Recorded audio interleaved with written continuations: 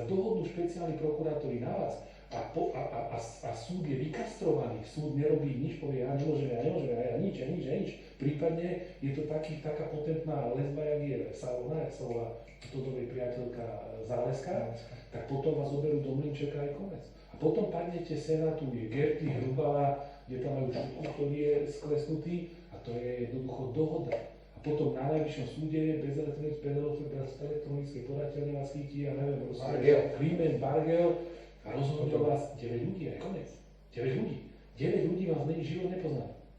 2 roky vás točia vo väzbe a každý povie neskôr, až strátite nádej. V tom stave, keď sa stráti nádej, poviete na hociče.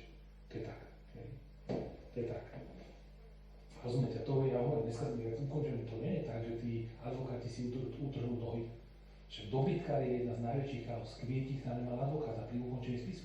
Kvietika posadili, teraz mu takto dali spis, a mal 70 zväzkov, Kvietik pozerá, milionár Kvietik, čo by sa mali advokáti trvať, a nič. Kvietik, oni že čo potrebujete, papier? On že tak, ja potrebujem advokátov. Ja nie som právnik, rozumiete? Chápete, ja som Noro, to sú kokoti. On, čo nemá s Kvietikom, akože nazvem to, že bratský vzťah, tak bol do morku kosti rozčúlený, že ho tam nechali jak Mongola. Partika tam nemal obhajcov. Kopriva, viete čo, boli na dovolenke, nikto tam nemal obhajcu. Okrem Kubu a Dora Bodora, ja som zabezpečil obe iní. A to je kauza dobytka, to nie je kauza Milana Riga, že som robil